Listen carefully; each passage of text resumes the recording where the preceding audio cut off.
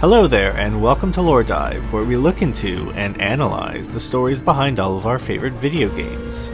Today we are going into the latest chapter for Dead by Daylight, The Binding of Kin, with its new survivor, Elodie Rokoto, and new killers, the twins.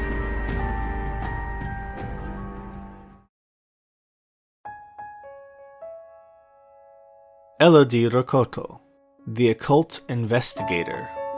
Born into a lush Parisian household, Elodie Rokoto grew up in a comfortable home miles away from the verdant island of Madagascar, her parents' birthplace. Her backpack was always heavy and usually contained no schoolwork.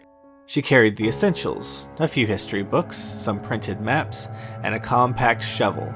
Instead of wasting away with regurgitated facts from her classes, she explored the city to discover the stories behind each statue, neighborhood, and street sign. She collected bits and pieces of Paris, making it her own. When she was 14, her parents took her to Dyer Island for a business trip. To her grand disappointment, the island was a private site for exclusive members of the Imperiati. She was forced to attend pretentious and awkward social mixers daily. After a few weeks on the island, she met the pariahs, like-minded teenagers who had no interest in being pawns for their parents' political chessboard. On dull, rainy nights, she would convince them to sneak out and explore the island unsupervised. One foggy evening, they stumbled upon an abandoned internment camp. Felix, one of the pariahs, didn't want to go in, but Elodie insisted. Inside, they found a strange underground laboratory in ruins.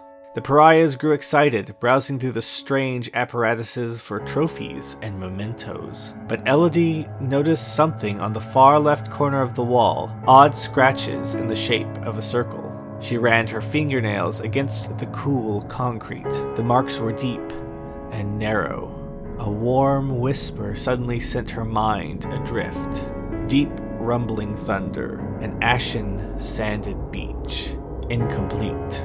She was compelled to touch the ice-cold sand and draw a circle with a line in the middle.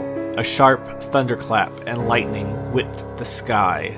The ground shook as sleek obsidian claws tore through the concrete floor, ripping the earth open. The building began to collapse, and Elodie spotted her mother wielding a bizarre instrument while her father told her to run. Then, complete darkness. Elodie never saw her parents again. For years, this nightmare woke her in the middle of the night, cold, sweating, shaking like a leaf. As a child, she suffered from night terrors and often resisted going to bed. To soothe her mind, her grandma would light a tea candle and tell her stories until the wick extinguished in a hot pool of liquefied wax. The perfume of the warm, vanilla-scented wax would lull Elodie to sleep as she envisioned stories of legendary heroes defeating fear and foes.